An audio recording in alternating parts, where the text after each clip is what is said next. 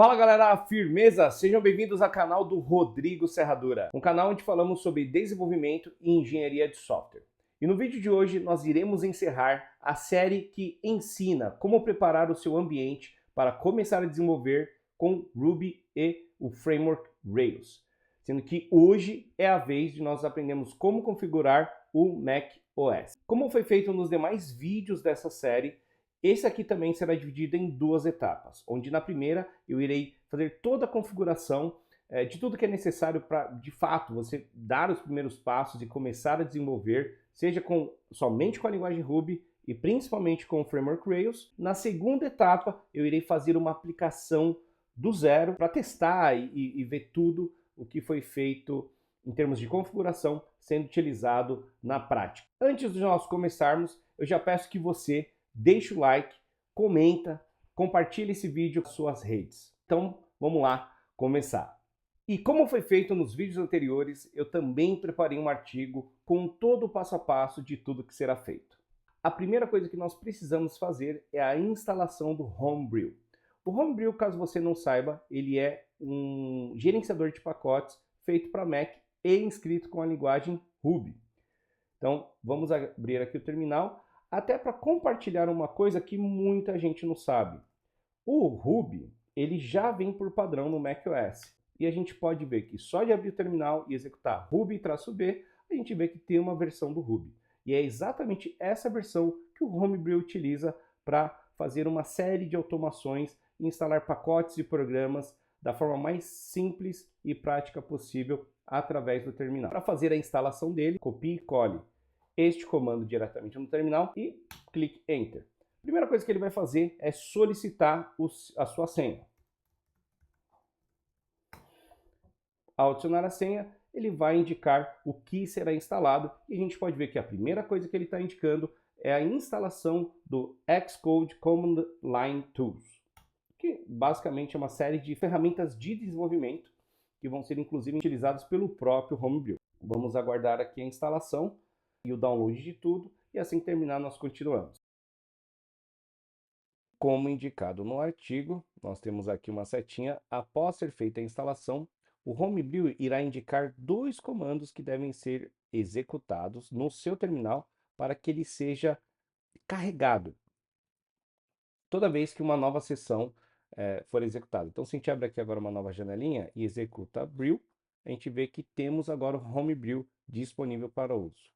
Logicamente, após a gente copiar e colar ambos os comandos, ele também já está disponível aqui nessa primeira aba. Com o Homebrew instalado, a próxima coisa que nós iremos fazer será a instalação da SDF. O SDF é um gerenciador de ferramentas. Ele permite você instalar diferentes linguagens de programação, como Ruby, como Node.js, sendo que essas linguagens de programação, elas mesmas têm suas próprias versões. Então, Ruby nós temos a versão Ruby 2.7, Ruby 3, Ruby 3.1, 3.2, 3.3, 3.4, e assim como Node.js tem também diferentes tipos de versões.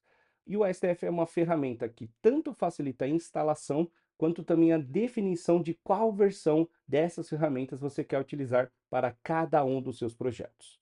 Para fazer a instalação dele, basta copiar e colar todos esses comandos diretamente no seu terminal e esperar que tudo seja executado para ter o ASDF configurado e carregado no seu terminal.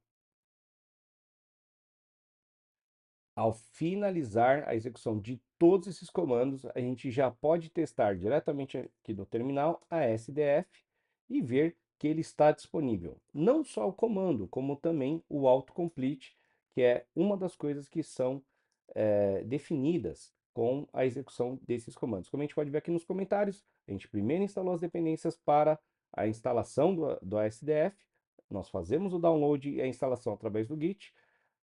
Aqui é feito a configuração necessária para carregamento no terminal, então a configuração do autocomplete e é recarregado o arquivo ZSHRC, que faz com que o SDF fique disponível diretamente no seu terminal. A terceira etapa aqui do nosso tutorial é a instalação tanto do plugin do Ruby para o SDF, quanto também da última versão do Ruby 3. Como a gente pode ver aqui nos comentários, o primeiro comando ele vai instalar as dependências necessárias para a compilação do Ruby, define adiciona o plugin do Ruby, habilita, né, no próprio SDF, e então utiliza o SDF para fazer a compilação e a instalação dessa última versão do Ruby aqui para nós. Como a gente pode ver, a versão que será instalada ao término de todo esse processo é a versão do Ruby 3.3.4.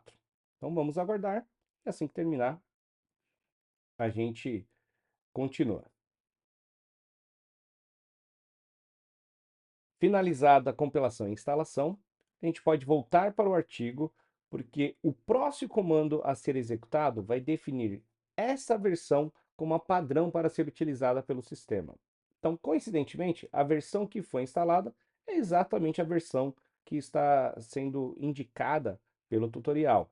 Mas reforço aqui que o comando anterior a esse é o asdflist-ruby, porque este comando ele lista todas as versões do Ruby que foram instaladas através do próprio ASDF.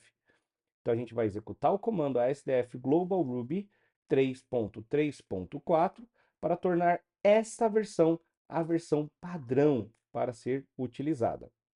Eu executei aqui ruby-v e a gente pode ver que essa versão não é a 3.3.4.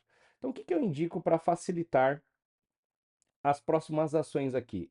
Abre uma nova janelinha do terminal. Eu fiz isso executando Command T, fecha a antiga e ao executar ruby-v, você verá que a versão 3.3.4 é a que fica, passa a ser a padrão e é disponível para ser utilizada através do terminal. Legal? Assim que a gente vê que a versão que foi instalada, né, está disponível para uso, nós vamos atualizar o Ruby Gems.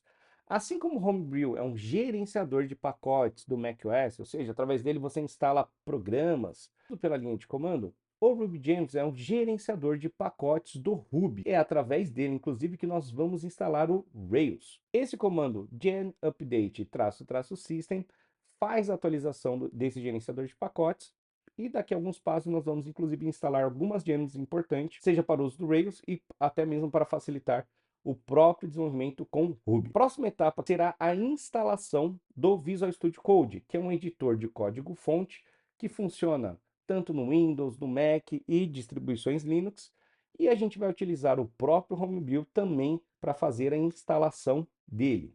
Então, sim, você pode, através do Homebrew, tanto fazer a instalação de aplicações de linha de comando, as que rodam no seu terminal, quanto aplicações gráficas. Terminada a instalação do Visual Studio Code, nós vamos executar este comando para tornar ele o editor padrão do terminal. Em seguida, nós vamos instalar a gem RubyLSP. E o que essa gem faz? Essa gem ela se integra ao Visual Studio Code para incrementar a experiência de desenvolvimento utilizando Ruby. Então, assim que ela for instalada, como foi o caso agora, a gente também vai fazer a configuração, a instalação da extensão RubyLSP para o Visual Studio Code. E isso é uma coisa muito bacana que a gente pode ver, que tanto a gem quanto a extensão pode ser feita, pode ser configurada diretamente pelo terminal. Terminado esse passo, nós iremos então fazer a instalação do Node.js. O Node.js, caso você não conheça, é um runtime JavaScript. O que isso significa? Assim como o Ruby é uma linguagem de programação, o JavaScript também é. E através dela você pode produzir aplicações completas. O framework Rails utiliza o Node.js para fazer principalmente um trabalho de compilação de assets. Então, quando você faz uma interface mais elaborada, o Rails vai recorrer ao Node. Embora nesse tutorial nós não iremos fazer uso do Node em si, eu já recomendo que ele seja instalado e configurado, porque isso pode vir ser bastante útil na medida que você vai progredindo com o uso do framework. Como a gente pode ver, a versão 22.5.0 é a que foi instalada.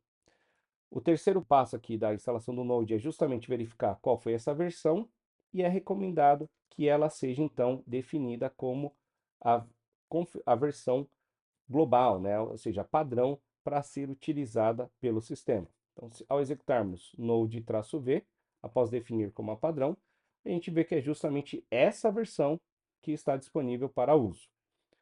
Em seguida, nós iremos fazer a instalação do Yarn, que é um gerenciador de pacotes, assim como o RubyGems. O Yarn também é um gerenciador de pacotes para o Node. Em seguida, nós iremos então instalar o banco de dados SQLite, que é um banco de dados mais utilizado no mundo, e ele tem como característica a sua simplicidade. Por quê? O SQLite é um banco de dados que não precisa de um servidor. O que isso significa? Tudo que o SQLite precisa é de um arquivo. Em seguida, nós vamos então fazer a instalação do Rails em si, né?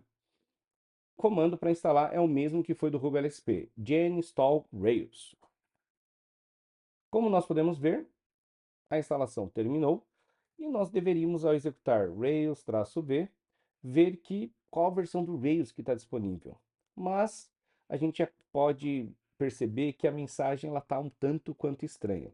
Isso é por conta de um conflito. Como a gente viu no começo do vídeo, o Ruby ele já vem instalado no macOS e às vezes acontecem alguns conflitos. Tem duas formas da gente resolver isso.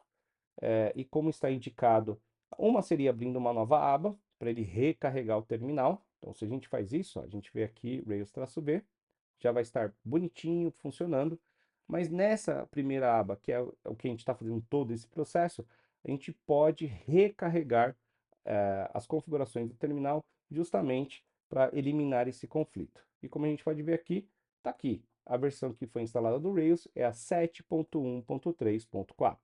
Excelente. Passado todos esses comandos e tudo que foi feito, então a gente consegue encerrar a primeira etapa do vídeo, que é justamente tudo que é necessário para a gente ter um ambiente com o Ruby configurado, o Framework Rails, um editor de código, um banco de dados. Então nós temos tudo o que é preciso para realmente começar a se aventurar nesse ecossistema tão incrível. E como eu prometi no começo do vídeo, a gente vai agora fazer uma aplicação do zero, bastante simples, para experimentar tudo que foi configurado. Vamos lá? Então, dando continuidade, as primeiras coisas que serão feitas é garantir que nós estamos na home, no diretório home do usuário. E esse cd_to, ele significa justamente isso, que nós estamos nessa pasta. Se a gente faz aqui, ó, pwd, a gente vê que nós estamos dentro do diretório Serradura, que é o meu usuário. Uma vez que estamos nesse diretório, eu indico que você crie uma pasta para centralizar todos os seus projetos. E a pasta que eu estou recomendando aqui é essa pasta Workspace, que em inglês significa área de trabalho, mas você poderia utilizar outro nome, Projects, projetos, mas eu utilizo Workspace há muito tempo e é por isso que eu estou indicando. Como a gente consegue conferir aqui, os próximos passos eles vão acessar essa pasta Homespace, executar o comando Rails New My App para criar uma aplicação Rails chamada My App, acessar essa pasta e executar outros dois comandos. O bin Rails db create, que cria o banco de dados, e por fim ele já vai inicializar a aplicação Rails para a gente poder interagir com ela pelo navegador. Então a gente vê aqui a aplicação Rails sendo criada, várias dependências sendo instaladas, daí o banco de dados eles são criados, tanto de desenvolvimento quanto de teste, e por fim a própria aplicação Rails passa a ficar disponível na porta 3000. Voltando para o artigo, a gente vê que ele indica que a gente abra uma nova aba aqui no nosso terminal. Isso pode ser feito através do comando Command T. Vamos então garantir que nós estamos no diretório do nosso projeto, que é cd, o diretório home, workspace, my app. Então, se a gente ver aqui, nós estamos no diretório do usuário. Você pode entender isso através desse to. Então, a gente vai executar o cd to workspace, my app, para garantir que nós estamos dentro da pasta do projeto, e executar o comando open http://localhost 2.3000 para abrir a aplicação Rails diretamente aqui no nosso navegador. Localhost significa que é o seu computador e a porta 3000, onde a aplicação Rails está disponível para ser acessada. Em seguida, até para a gente sentir o poder e toda a produtividade que o Rails tem para oferecer, nós iremos fazer uso de um dos diversos geradores, né, ou generators em inglês, que o Rails tem. E esse generator que nós iremos utilizar é o comando scaffold, que cria uma fundação, toda uma estrutura para que a gente consiga, de uma maneira muito simples, tanto criar uma interface, né, onde a gente vai poder acessar ela através do navegador, quanto também, através dessa interface, registrar, né, cadastrar dados diretamente no banco de dados. E para fazer isso, nós iremos então executar este comando scaffold person com os atributos first name, last name, e-mail, birthdate, onde nós então iremos criar esse modelo ou esse conceito chamado person. E esse conceito nós vamos perceber que ele vai ser representado, como eu disse anteriormente, não só em termos de persistência, ou seja, do registro no banco, mas a gente também vê que este comando criou essas views, ou seja, interfaces, para que a gente consiga interagir com ele. Então, uma vez que a gente rodou o comando scaffold, nós podemos executar o comando migrate, ou bin/railsdb migrate, e por fim, executar novamente o open http://localhost 3000/people, que é justamente o endereço onde vai estar disponível toda essa interface para ser utilizada, onde a gente consegue interagir então com todo esse sistema. E através dele, como eu já acabei falando, a gente pode então criar aqui um registro, uma pessoa, e eu estou criando alguém fictício, full como first name, bar como last name, full bar como, deixa eu aumentar aqui o zoom, como e-mail. Então a gente criou, tem até aqui uma mensagem dizendo que foi criada com sucesso. A gente pode editar essa pessoa e colocar, por exemplo, full, dessa forma, né, com U. Nós podemos voltar para a listagem de pessoas, vamos cadastrar aqui uma outra, Rodrigo Serradura, e a gente pode, aqui na listagem, ver que agora tem 2 pessoas, nós também podemos destruir, ou seja, deletar esse registro. Então, após, quando é feita a deleção, ele volta diretamente para a listagem, como a gente pode ver, de pessoas, people. Esses comandos, todas as ações que foram feitas, é comumente chamada ou classificada de CRUD, que em inglês significa Create, Read, Update e Delete, ou seja, criar, ler, editar, deletar, que são justamente todas essas operações que a gente viu acontecendo. Então olha que incrível, a gente rodou um comando, ganhou uma interface, tudo está sendo persistido, armazenado no banco, de maneira assim, tão mágica, né? E isso é justamente uma das grandes qualidades e o que torna o Rails tão atrativo, porque ele é sim um framework muito voltado para a produtividade. E para dar uma incrementada aqui nessa aplicação, o que é indicado na próxima etapa é a configuração do framework chamado Pico CSS. Esse framework ele tem um recurso chamado classless, ou seja, através dele é possível que a gente faça a configuração do Pico, carregue ele na aplicação, só trabalhe com HTML puro, e esse HTML puro ele vai dar uma estilizada bem interessante, sem que a gente precise fazer mais nada em termos de CSS. Então, para a gente fazer uso dele, a gente precisa abrir o editor de código-fonte, que no caso é o Visual Studio Code. Eu acabei já fazendo isso aqui enquanto falava com vocês. Então, no seu terminal, você garanta, né, que você está dentro do diretório do projeto. Então, voltando aqui para o artigo, ele fala, olha, vai para o terminal, garante que você está no diretório do projeto e execute code ponto. Quando a gente faz isso, a gente vê que a primeira coisa que o Visual Studio Code ele pergunta é se essa pasta aqui, MyApp, ela é confiável. Mas lembra que lá atrás eu falei, olha, vamos criar uma pasta Workspace para centralizar todos os seus projetos? Então, uma das opções que a gente pode ver aqui é justamente essa. A pasta Workspace, ela é confiável? Então, no nosso caso, como a gente criou e ela tem por finalizar de fazer essa organização, esse agrupamento de projetos, entendemos que sim. Então, a gente pode marcar aqui. Ou seja, a partir daí, tudo que você cria dentro de Workspace, ao acessar com o Visual Studio Code, ele vai então confiar, ou seja, todos os recursos do Visual Studio Code serão carregados. Voltando aqui para o nosso tutorial, deixa eu aumentar um pouquinho a fonte. A gente precisa copiar esse conteúdo e acessar o arquivo app views layouts application.html.rb. Então, app views layouts application.html.rb. Poxa, Serradora, tem um jeito mais prático de fazer isso? Sim, você pode executar Command P, escrever application, e vai aparecer várias coisas que tenham application, vários arquivos, e no caso, eu posso aqui acessar o html.rb, tá bom? Isso, inclusive, essa dica, ela também está sendo aqui dada entre parênteses. Então, vamos copiar esse conteúdo, colar aqui dentro da tag head, e só de fazer isso, a gente precisa copiar esse conteúdo e, como indicado, a gente também precisa envolver com essa tag yield aqui de baixo, ó, dentro de body, com as tags main.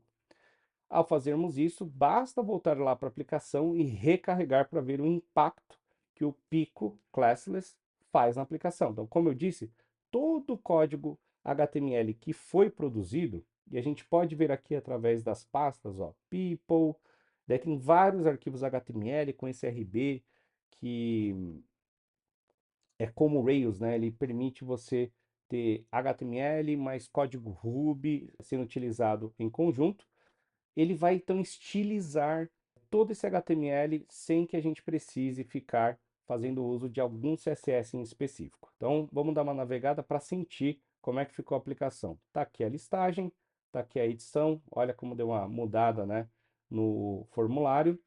A gente tem também aqui o botão, ele fica com esse estilo padrão. E é isso, né? A gente fez uma mudança muito simples e já ganhou uma cara melhor, né, do que a gente tinha com o HTML puro. Ao finalizarmos essa parte, eu indico, antes que a gente encerre, tornarmos o sistema mais seguro no quesito integridade de dados. E por que eu estou falando isso? Se a gente tentar aqui acessar e editar essa pessoa, a gente percebe que eu posso simplesmente, nesse cadastro de usuário, editar, salvar, para que, olha, eu posso então remover tanto o primeiro quanto o último nome do meu contato. Isso não é legal. O mesmo eu posso colocar aqui, ó, fazer com que o meu e-mail não precise nem ter um arroba. E o que nós iremos aprender a fazer nessa última etapa? Nós vamos aprender a adicionar validações no model. Então vamos voltar aqui para o editor de texto e executar Command P, person, e nós vamos ver que existe um arquivo person em app models. Então, como é que eu faço para chegar na manual? App, ó, vamos clicar aqui para ele fechar tudo, ó, app models person. Ou Command P, escreve person e vai até o arquivo. Esta classe person, inclusive, que está plugando no banco de dados. Então, o que esses dois comandos estão fazendo? Eu acredito até que seja bastante intuitivo. A gente percebe que, ao adicionar essas duas validações, a gente vai exigir que tanto first name quanto last name tenham algum caractere que não seja espaço. Então, é isso que o presence true indica.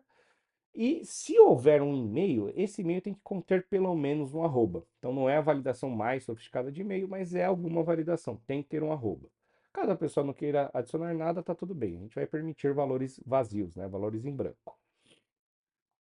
Então, voltando para cá, se eu tento salvar de novo, olha que interessante. A gente nem precisa recarregar nada. A gente vai ver que essas validações já estão aqui valendo. Então, a gente vai adicionar aqui, ó, full bar. Se a gente tentar salvar de novo, ele vai falar, opa, o e-mail continua inválido. Então, full bar.com e pronto. Agora nós já, inclusive, adicionamos validações para deixar o sistema com dados mais íntegros, né? Legal. Então, por fim é isso. Chegando até aqui, a gente consegue perceber, né, como foi simples fazer todo o setup aqui no macOS e também toda essa versatilidade, toda essa produtividade que o Rails tem a oferecer. E para te ajudar nos próximos passos, eu coloquei referências para cada uma das ferramentas, inclusive na ordem que elas aparecem. Todos esses links eles estão em inglês e caso você sinta dificuldade, também tem um link aqui que te ensina como você pode driblar isso através de um uso bastante eficiente da extensão do Google Translator do Chrome, tá bom? Então, recomendo que a partir daqui você invista lendo, principalmente aqui, ó, o Getting Started do próprio Rails, que vai ir muito mais a fundo no que eu apresentei de maneira muito resumida aqui nessa segunda etapa do vídeo, tá bom? Então é isso. Espero que você tenha gostado. Mais uma vez, eu peço para que você deixe seu like aqui no vídeo, escreva comentários, inclusive falando o que você achou, se você tem algum feedback, ideias do que eu possa vir trazer no canal, porque o objetivo dessa série é justamente ajudar pessoas que tenham diferentes sistemas operacionais, mas que tenham interesse em aprender Ruby, a fazer essa configuração e se aventurar nesse ecossistema tão interessante, tá bom? Então, se inscreve no canal, deixa o like, comenta, ajuda aí a gente, tá bom? Dá uma moral para todo esse trabalho e a gente se vê no próximo vídeo, tá bom? Valeu!